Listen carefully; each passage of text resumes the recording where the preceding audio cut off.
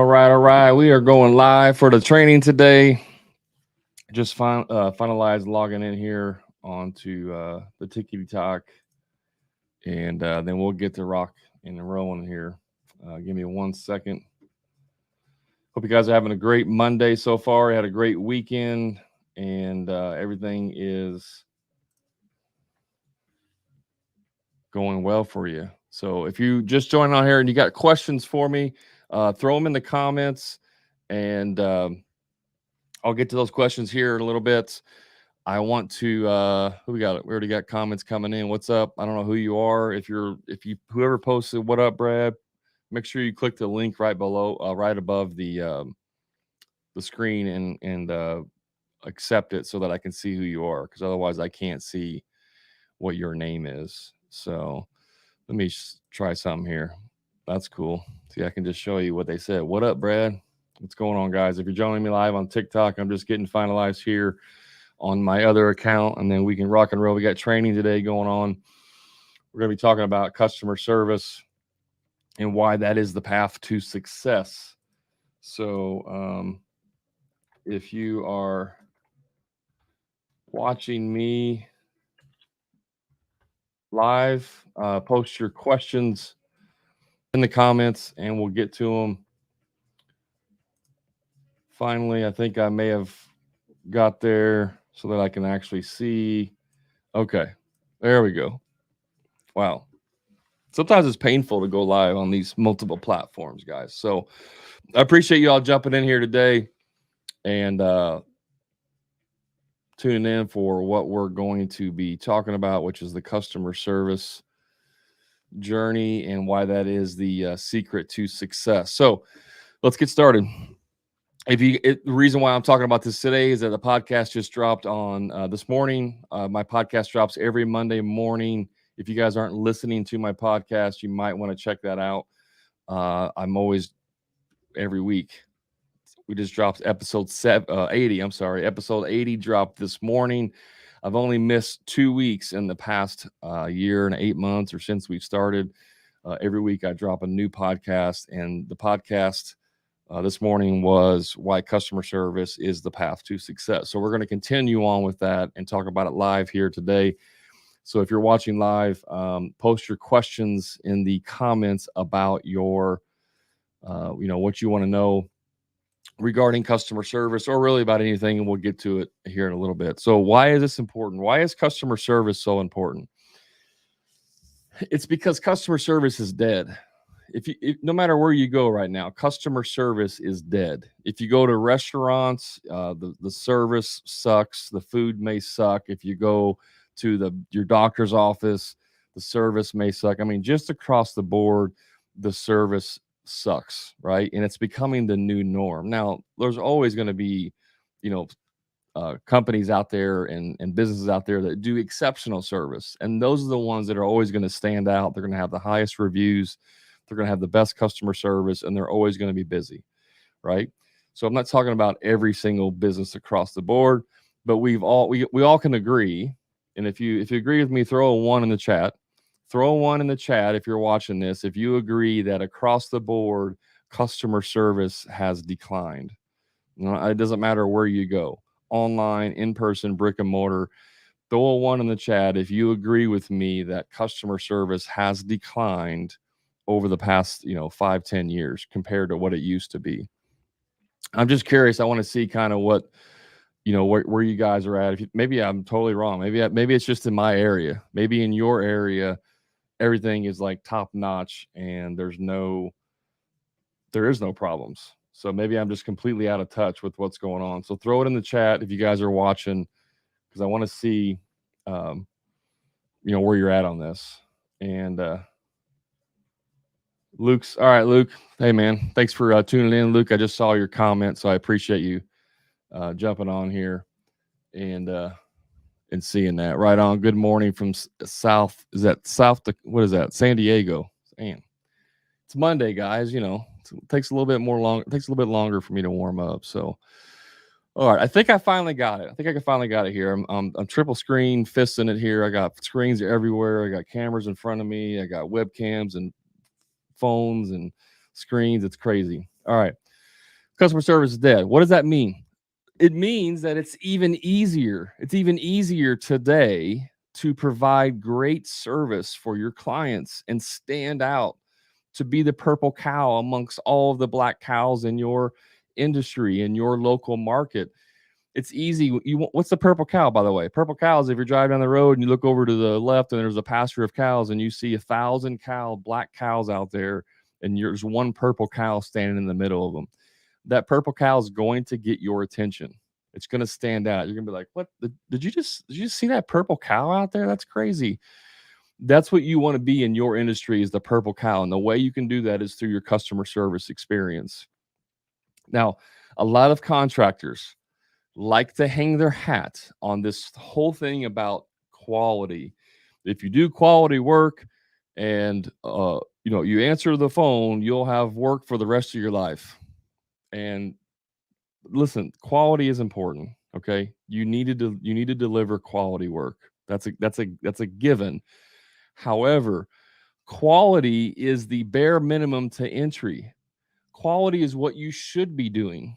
When someone pays for something, they expect a quality product or service, depending on what you're buying, right? We don't go buy a brand new vehicle and then expect when we drive off the lot that the wheel's going to fall off, or that the radio won't work, or that there's a rip in the seats. Like, we don't expect that, because we expect that the quality is going to be there. There's quality standards. Now, we all know, everyone knows that there are crappy contractors out there that have no business being in business whatsoever. We all know that. But the truth is that the overwhelming majority of contractors deliver an average or above average quality product. Okay? We can split hairs about, if you're a finish carpenter, that piece of crown on the corner, that joint in the corner of the crown has a 32nd inch gap, or a 1/8 inch gap, or no gap. And we can split hairs over that all day long. But the difference is that your customers, they don't know the difference. They don't know the difference if it's a 1/4 inch gap or no gap. They don't freaking know, right? I mean, within reason, obviously.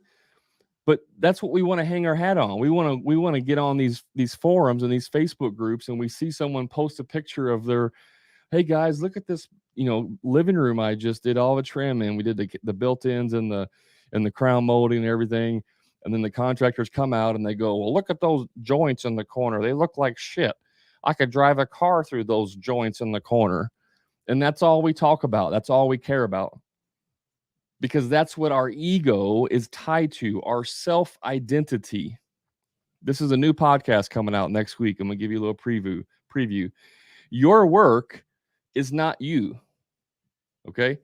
The work that you produce is not your identity, but that is what we do as contractors. That's actually a byproduct of having low self-esteem. And I know some of you may not want to hear this. This may actually hurt your feelings a little bit. But your ego is a byproduct of low self-esteem. A lot of you attach your identity to what you do, not who you are. What you do is not who you are. And so when someone says that crown looks like shit, you get all pissed off, because that's like a personal attack on you, because they're attacking your identity. So you guys, you need to separate yourself from your business. I was in the Marine Corps. I served in the Marine Corps 4 years out of high school. I was in the infantry. The infantry arguably is the toughest part of the military. And then you could argue that the Marines are the toughest branch in the military, separate of the special forces community, right? I don't go around and saying, I'm a Marine. I'm a tough Marine. That's not me. That's not my identity. It's what I used to do. I used to be in the Marines. Am I proud of being in the Marines? Absolutely. I'm absolutely proud of what I did in the Marine Corps. But I'm not a Marine anymore. And yes, once a Marine, always a Marine. That's great. If you want to hang your hat on that, that's okay. Do that. But that's not me. I'm not a Marine. I was in the Marines. I'm proud of that and what I did. But that's not my identity anymore, right? I am Brad. I am who I am. I'm not a contractor. I'm not a remodeler. I'm not a tiler. I'm not a roofer. Okay? Your identity is not what you do, it's who you are. And so we need to take this. We need to take this freaking ego and get rid of it and throw it out the door. And when you do that, it will allow you to actually provide better service for your clients. Because now, whenever someone complains to you, now, whenever someone has a question about something, it's data. And when you make business decisions, you make decisions based on data, not on feelings. I have another podcast I did called Your Feelings Don't Matter. If you're a business owner, your feelings do not matter at all, period. Okay. Now, I'm not talking about like your relationships with your employees. I'm not talking about the emotional and the feelings, but I'm not talking about that. I'm talking about how you make decisions in your business should be driven 100% from data. You should be in the data collecting business. And every opportunity that a customer complains about your service, every time an employee complains about something or questions something or suggests something, that is data. That's free data for you to evaluate and then make decisions in your business. But instead, when we have ego and we have low self-esteem and a customer says, "Hey, Brad, I mean, you guys have done a great job. However, this piece of trim you put up over here, it doesn't look right. Like there's just something about it. Can we do anything to make that look a little bit better?" And you're like, "Well, that is just industry standard. I don't know what you're talking about. How dare you say that the trim is not done right?" And then we get on Facebook and we're like, "Can you believe this customer of mine? They just told me that my trim is bad. I've been doing this for 25 years. How dare they talk about me?" And then everybody else is like, "Yeah, F those customers. We don't need them. Everybody's a pain in the ass and we shouldn't be doing work for customers." That's how I mean, I'm being ridiculous right now, but that's what we do. That's what we do is we get all butthurt instead of saying collecting data. This is a data point. Why is that trim off? What happened? That's interesting. Now that you said that, I noticed that it doesn't look right. Let me investigate that further. Let me find out what's going on here. Oh, you know what? It looks like we picked up two different, the trim wasn't milled right from the company. It looks like one is 4 1/4 and the other one's 4 1/2. And we didn't pick that up. We didn't catch that when we were installing it. That's interesting. Now what can I do with that data? Now I can go in and put policies or procedures in place to make sure that doesn't happen again, right? I can be thankful that they brought that to my attention. How many times does that happen? That may have happened 5 or 6 times and I didn't catch that. Now that you brought it up, now I have data that I can use to make evaluation and changes in my business. Thank you, Mr. Customer, for bringing that to my attention, right? So the customer service, we got way off on a tangent. I apologize. Sometimes I do that, but I think it was a good tangent. If you agree it was a good tangent, give me a like. Tap your double screen. Tap the screen twice if you're watching on TikTok. Throw me a thumbs up if you like that tangent, if that was beneficial or helpful. So listen, customer service. If you're having trouble with selling, okay, if you're having trouble selling in your business, most of the time that happens because of 2 reasons.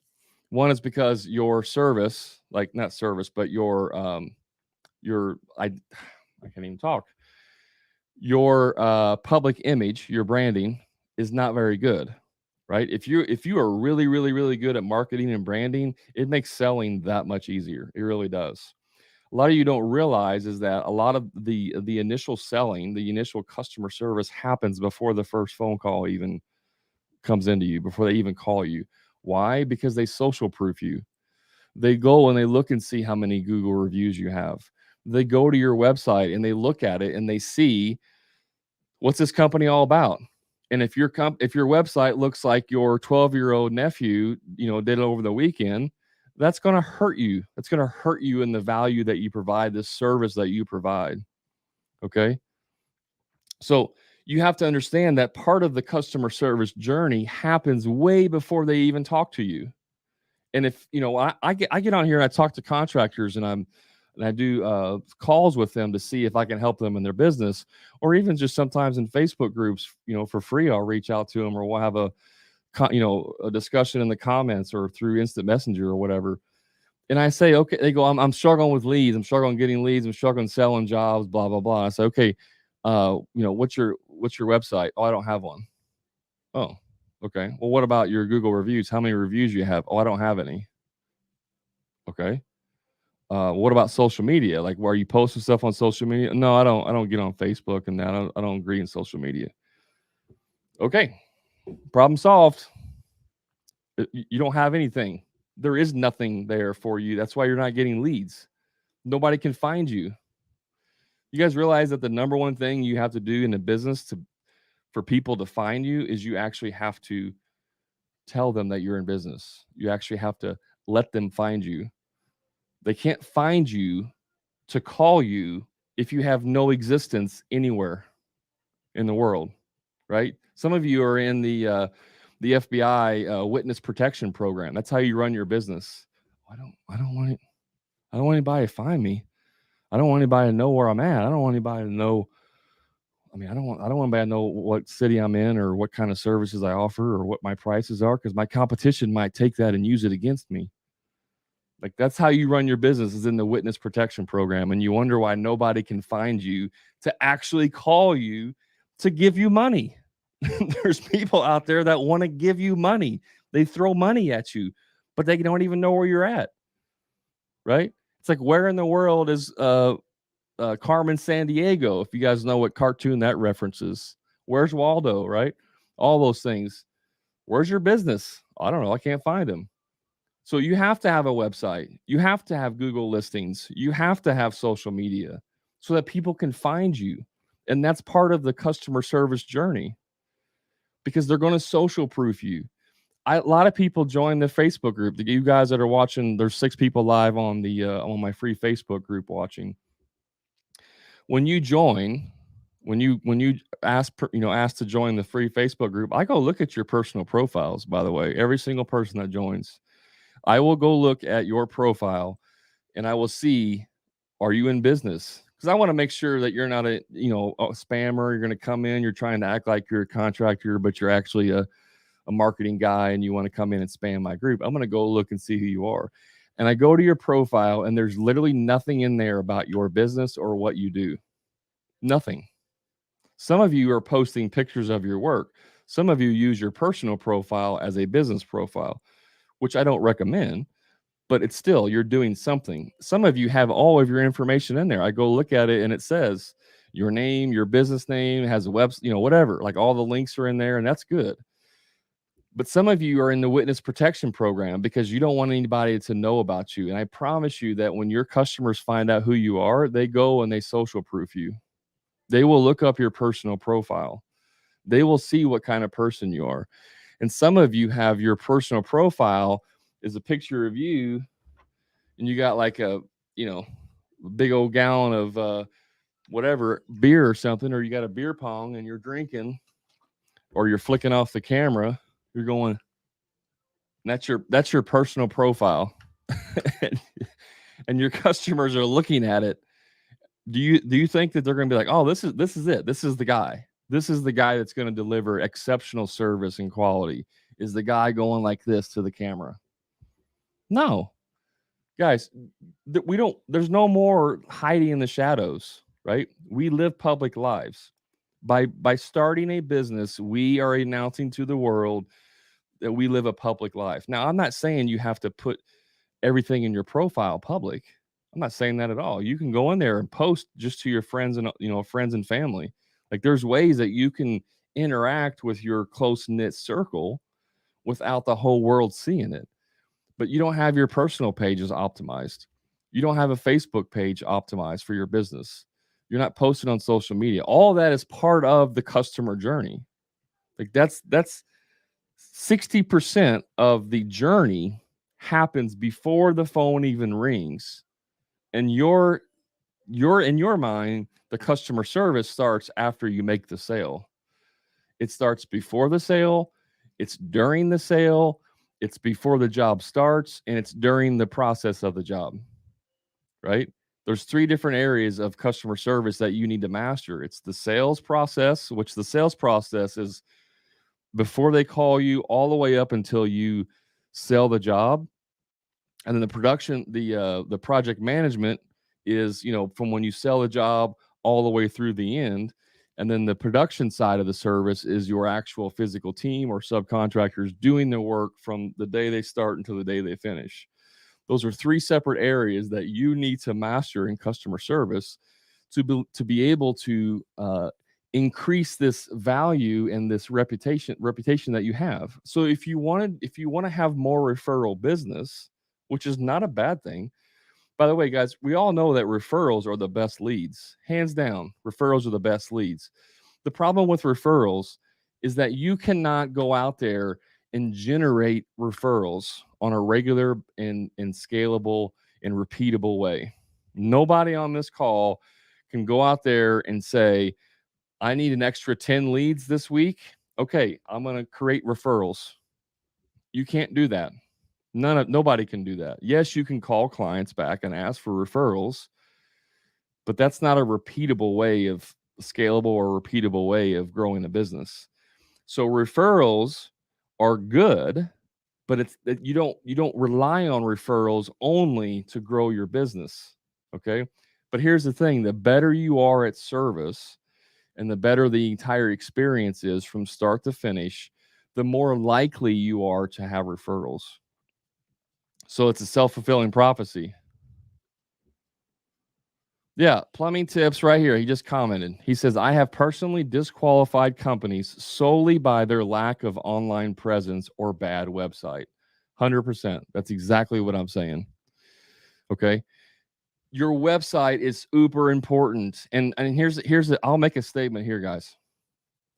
If I had to choose, if you made me choose between referrals, I'm sorry, I said it wrong, reviews, between Google reviews, and I say specifically Google because that's the only one that matters. Yelp doesn't matter. None of these others matter. Google is the only one that matters. If I had to choose between having hundreds of Google reviews or a website, if I had to choose between the two, I would choose Google reviews over a website. That's how important reviews are today in today's day and age. And the person we can thank for that is Amazon. There's not a single soul on here that goes and buys stuff on Amazon that doesn't look at the reviews. Now, you may not read all the reviews, but I guarantee you look and right there next to the picture, it says, 5,862 reviews and it's got a 4.7 star rating. If you see that, like, you don't even think anymore about it. Right. But if you see it and it's got no reviews or it's got 10 reviews, you're like, they're only 10. They've only sold 10 of these. Like, something doesn't seem right. Seems like they would have sold a lot more. And then you look at the next listing, which is selling the exact same thing, and it has 152 reviews, 3-star rating. Well, that's not that much better. But then you see another listing that's selling the exact same thing or very similar, and it's got 3,000 reviews and a 4.8-star rating. That's the one you're buying, even if it's $3 or $4 more than the other thing, or $30 more, or whatever the difference is in price. These things are important, guys. And here's the thing: when you do that, it makes selling so much easier. It really does. When you have 150 reviews, when you have 2,000 reviews, when you have all of these things in place, it makes the selling process that much easier. Those of you that don't have reviews, that don't have a website, that don't have a social presence, when you get on the call, that's when you're starting the customer service and the sales process from right then. Those of you that have an awesome website with blog posts that have informational stuff, that have pricing guides on there, that have PDF downloadables of, the 7 things you need to know before you start your kitchen remodel.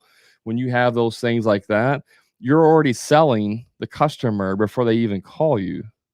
So now when they call you, it's really just like the next step in the process of, oh, I want to hire you. I just need to make sure that you're not fake and everything I see online is accurate and what the price is going to be. So can you come out and give me a price? Right? Whereas a lot of you have none of that stuff in place. It's, hey, I don't know anything about your company, so I'm really skittish right now. You seem like you might be some type person that's going to run off with my money, but I'm giving you a chance. So can you come out and give me an estimate and how much is this going to cost? That's the difference between having like all the online presence ahead of time versus none at all, right? You're starting, if you have no online presence, you're starting from a negative experience. Someone's calling you, maybe because they've already called 4 other companies and they can't find anybody, or they won't call them back. Maybe it's because they had a referral from a friend, but they go online to social proof you and there's nothing there. They still want to give you a chance because of the referral, but they're still a little cautious. They're still a little nervous about it because you have no online presence. Plumbing Tip says it shows a lack of professionalism and care. Absolutely. Absolutely. So the service part is what people remember. Guys, I don't care what you do. I don't care what your product is. If it's a roof, landscaping, remodeling, electrical, plumbing, I don't care what it is that you do.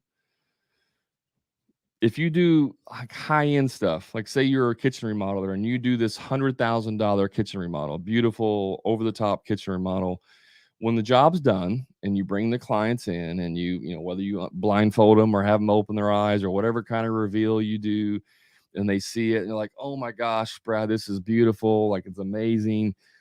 I don't know how you do it. All of that emotion that happens from that initial response of the quality of the product is gone within a month. Within 1 month, they've forgot about the newness of having a kitchen, and now it's just, this is our kitchen. Sure, there may be little glimpses of 3 months down the road, honey, I'm so glad that we put this whatever island in. It makes it so much easier to cook. Those little things might happen. But what lasts for months and years is the experience the customer had during the process. That's what they remember. So you may deliver an exceptional product that they absolutely love, and they're posting pictures of it on social media. Look at our brand new kitchen, it's beautiful. But what they're not doing is they're not really recommending you to people because the service that they had during the whole thing was terrible. You left tools out, you trashed their house, you didn't call back. You said you were going to be there at 8 o'clock, you'd show up at 9. All these little things that contractors do, that happened. Yeah, you ended up with a great service, right? You end up with a great service, or I mean a great product, but the service, the customer service during the process sucked. So here's what will happen when they recommend you. They go, oh, Brad, I saw you got I saw your kitchen that you had done. Looks beautiful. We're thinking about having our kitchen. Who did the project? Would you recommend them? And they'd say, they did the kitchen looks great. The product is amazing. We love it. But to be honest with you, the service wasn't that great. Like, we had to kind of chase them down several times, to get them to call us back. And one time the guys left, they literally left the door open, and our dog got out, and we had to spend one evening for 3 hours trying to catch our dog. That's the stuff they're telling people. So they'll say, yeah, they do great work if you can put up with their lack of professional service. You might get the sale, you may not. Versus, hey, Brad, we saw you had a kitchen done. How was that experience? Oh my gosh, it was amazing. Like, you hear all these horror stories about contractors like running off with your money, or like not communicating, not showing up. That was not the case. Like, this was the best experience we've ever had. I highly, highly, highly recommend that you use it. Matter of fact, we'll probably never use another contractor ever again because it was such a great experience. They communicated well throughout the whole thing. They took care of our house. One time my daughter, came home from school and opened the door, didn't realize it, and the dog got out, and the guy spent 35 minutes around the neighborhood trying to help catch our dog for us. It obviously took time away from their job, but they were super helpful. Yeah, highly recommend these guys. Totally. That's two totally different scenarios with the exact same product outcome. And which one do you think is going to sell more jobs?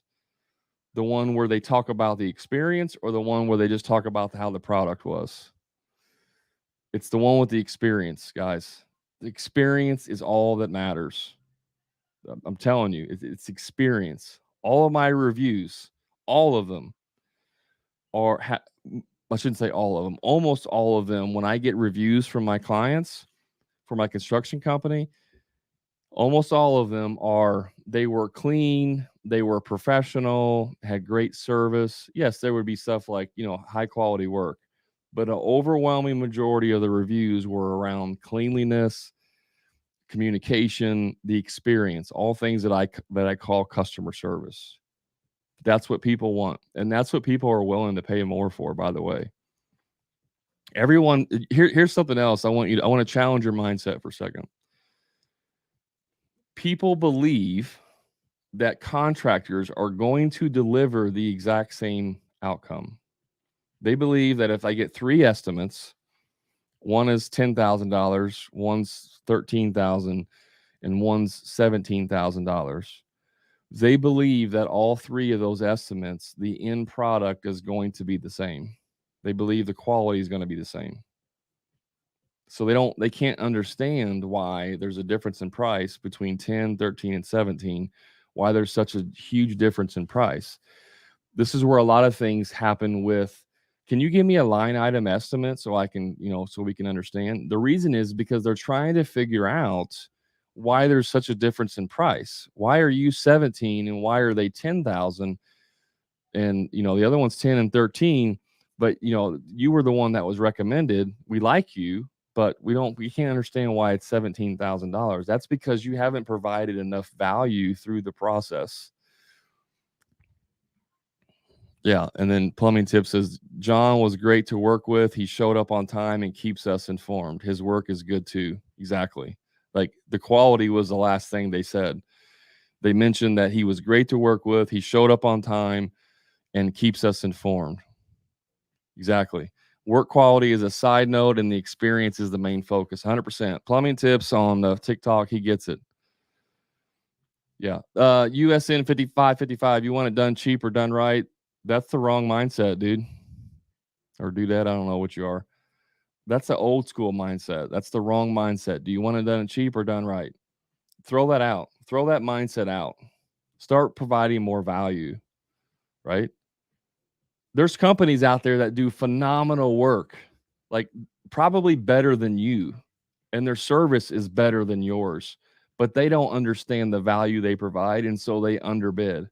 There are companies out there that are $3,000 cheaper than you, and they will blow your socks off in service and quality, but that particular owner does not understand their own value. They don't understand how to charge appropriately.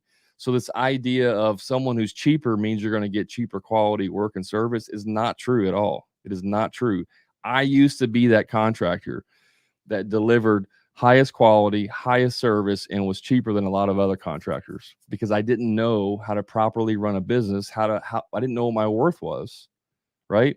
So we got to get rid of this idea and this talk about, well, if he's cheaper, then that means it's going to be crappier work. That's not true at all. Now, there's probably more true than not, right? It's probably more true than not, but it's just not true across the board. And if it worked for you, that's great. I'm glad it worked for you. But there's a little bit of a mindset there that we need to get away from, right? This idea of like, oh, you want it done cheap?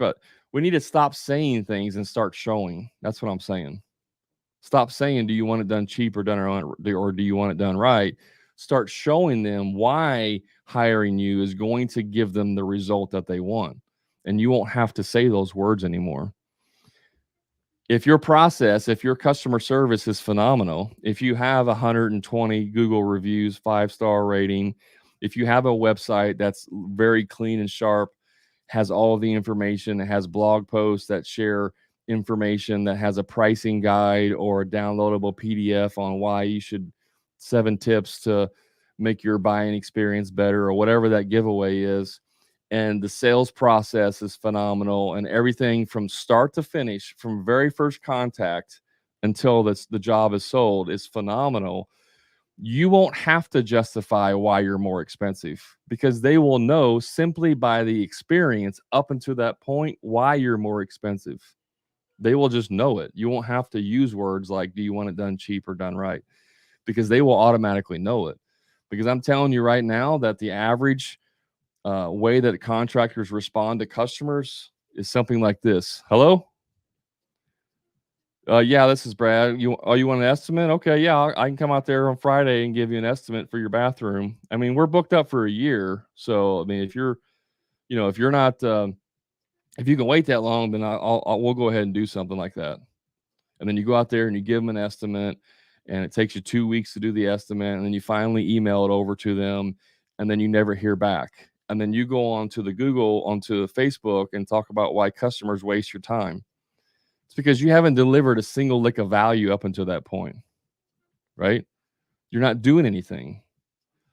Versus if you were to audit one of my clients that go through my coaching group, they understand how the value ladder works, how value stacking works, how you're stacking value through the whole process, how the sales process itself provides value, how all of these things provide value.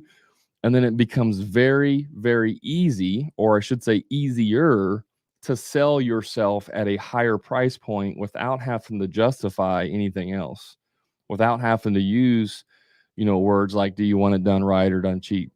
Because it's self-evident. When you talk to someone on the phone, if they sound competent or not. Like, you can just tell, right? When you talk to someone, if they sound like they're professional or not, if they have their crap together. I don't care what you call. I mean, I don't care who you call or what kind of service or product. On the phone if they're competent or not. There's a local heating and air company in my town that I use personally, and their techs are great. Like, the techs, very knowledgeable, never have problems after they work. High quality, all that stuff. They have like a ridiculous amount of reviews, like 3,000 reviews on Google, right? And I personally know the general manager of that place, but their office staff, the people that answer the phone and make schedules, are not very good. It's disappointing every time I talk to them on the phone. We use them because the experience, the actual tech experience and the work that's being done is high value and customer service. But every time I have to call the office, or every time they call me, I'm super let down by the experience. Super let down. They're able to overcome that because of those other two things, because the techs are great and they have a lot of reviews, and so they're able to overcome some of that stuff. But if their office staff was like even better, oh my gosh, they would be unstoppable. It would just be a phenomenal experience, and I wouldn't be able to recommend them, enough. So you have to make sure like all areas are on lockdown. You have to make sure that your team that you hire, your production team that you hire. I mean, you could have a phenomenal website, you can have reviews out the wazoo, you can have your sales process on lockdown and everything else is great, and then your staff show up to start their work and it can just destroy everything, because the staff that do the work, your subs or your employees that actually do the production, that's like 80% of the experience, the customer experience. And so if they're showing up late, if they're not, cleaning up after themselves, like all these things that happen, if they're not doing that, it can derail the experience. It can be a disappointment. And the problem is that that's usually that's the last thing that they experience. So up until the first day of the job, the experience has been phenomenal, and they're expecting the work to be just as the same. And then your guys show up and you got the B team in there because you don't want to pay enough money. And the B team shows up and starts to deliver. The quality is good, but the experience is not great. They're 15 minutes late every day. They leave their Mountain Dew bottles sitting on the customer's dresser in their bedroom. All these little things that just add up, right? Here we go. USN 555. That's who I was talking about earlier. I don't know if you jumped on that whole my work sold itself. That's not true today. I know you've been doing it for 35 years. That's how it was 35 years ago. Today, it doesn't work like that. Your work doesn't speak for itself. So you have to do more than just that. So you're on the back end of building that. It takes about 6 years in business before referrals will 100% carry you going forward. And even then, if you want to scale, you still have to advertise and do stuff. But that is not the norm or the result for most people with referrals. My quality speaks for itself, and I get all the referrals.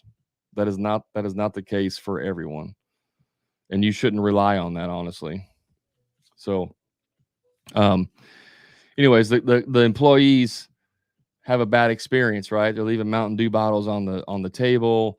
They are leaving trash out in the yard or whatever, right? Like that's part of the experience. So you have to have a good team in place to make sure that they carry on the service. It's your job as the owner to make sure it's getting done.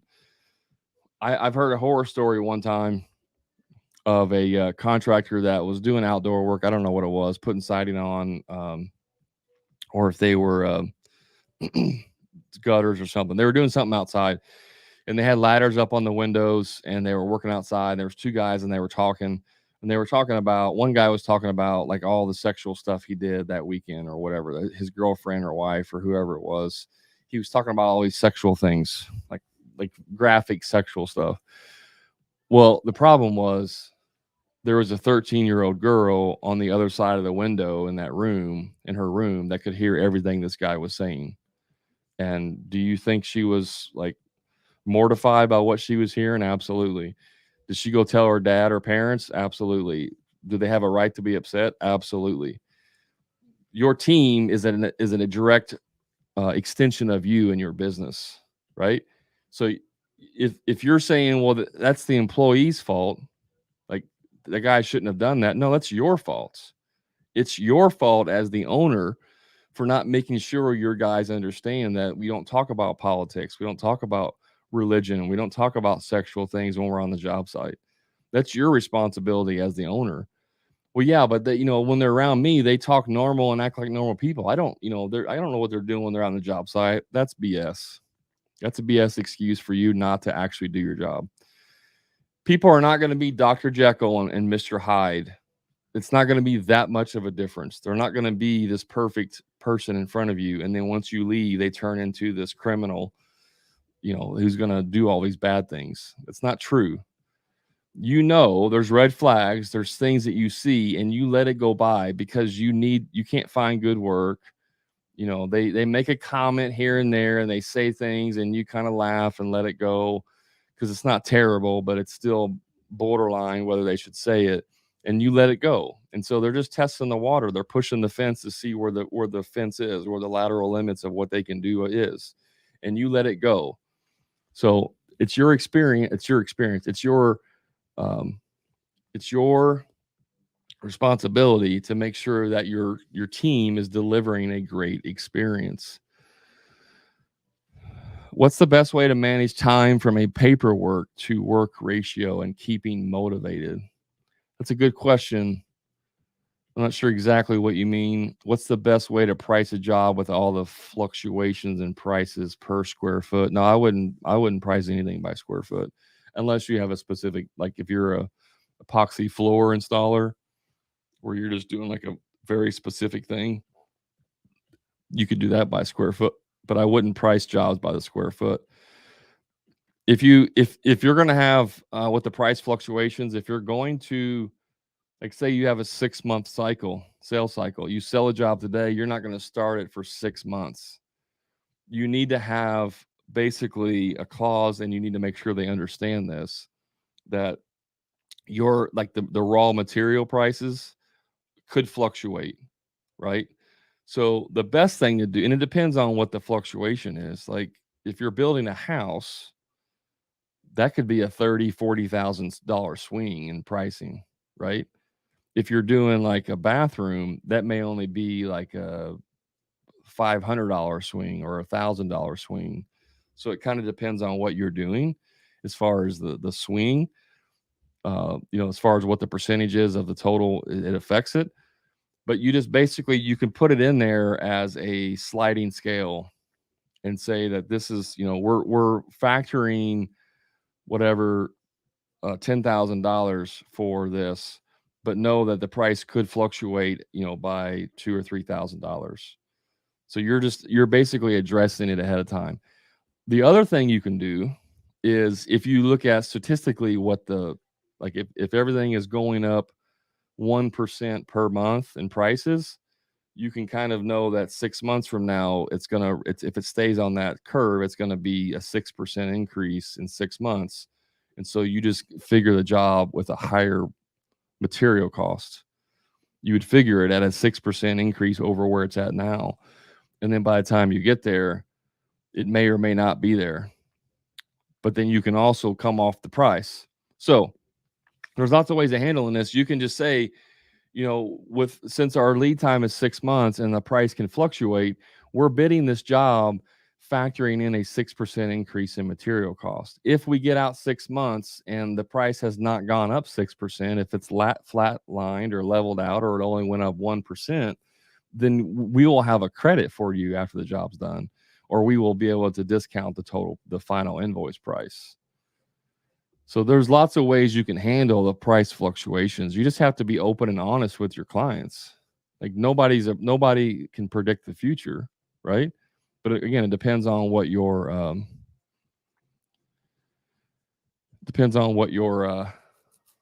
thing is. A team of 22 6 trucks. I think that's a misspelling. 22 trucks, customers from San Diego to San Francisco, stay busy 40 a week. I don't know what you mean, USN. I'm not sure what you're referencing. As far as what's the best way to manage time from a paperwork to work ratio and keeping motivated, you're probably doing too much. Ask on construction. You're probably doing too much in your business. If you're doing payroll, if you personally are doing payroll, stop doing that. Hire a bookkeeper. If you're doing, like accounts receivable or accounts payable stuff, and you have a bunch, you may need to hire an office helper. You may need to hire an assistant. You may need to hire people, right? The problem with contractors is, if you're not charging enough for your services, then you can't afford to hire other professionals to take the workload off of you. So you end up doing all of the work because you can't afford to hire someone else to do it because you're not charging enough. So it's hard to give you an exact answer based on you personally, because I don't know how to do payroll. I have no idea how to do payroll. If you put a gun to my head and said, do payroll, I would die because I don't know how to do it. Never tried it. Don't care to know how to do it. Have no reason to even know how to do it. I paid someone $50 a month. I paid a smaller company that didn't know their own value. They knew how to do the work, but they just didn't understand the pricing structure. They only charged me $50 a month to do payroll. That's it. Why in the hell would I ever deal with that? That's stupid. There's no reason to. But we think, oh, I'm saving $50. It's taking me 4 hours a month to do payroll, but I'm saving $50. No, get rid of that shit. Hire someone to do that for you. Hire out the stuff that you don't want to do. Hire out the low value task that you don't need to do. Some of you as the owner, you're driving around town all day getting materials for your teams. And I'm like, why are you doing that? Oh, because we don't trust our guys with the credit card to go get their own materials. Well, then why are they working for you if you don't trust them? Some of you could simply hire a retired guy, some guy who's 65, 70 years old, pay him a very small amount, $15 an hour, depending on where you live, and just have him go and pick up materials and deliver it to your job sites if you have multiple things going on. That would be far better use of your time and money than you going out and doing it yourself and delivering all the materials yourself. A lot of you guys are trying to do everything. You don't need to do everything. You shouldn't do everything. Hire out professionals to do the stuff you don't want to do. Well, guys, I got to hop off early. I got to take my new puppies to the vet here. I got to go pick them up and take them to the vet. So I need to hop off here. I appreciate you all jumping in and tuning in. We'll be live next Monday at 12 p.m. Yeah, hire an accountant to do payroll and tax report. Absolutely. You're right. Agree with you 100%. Hire out the stuff you guys shouldn't be doing yourself. All right. I appreciate y'all. before you leave, double tap the screen. Just show a little bit of love for TikTok and on Facebook. If you would just give me a thumbs up, I'd appreciate it. And like I said, we'll be live again next Monday at 12 p.m. Central Standard Time. If you guys are looking for help in your business, if you want further support for you and your business and how to get to the next level and solve a lot of these problems, consider reaching out. I can share with you about my coaching, the Profit Club, and how we help contractors maximize their profit, help them get off the tools before financial ruin or burnout happens in their business. All right. Appreciate you all. Have a great day and a great week. Talk to you soon. Thank you.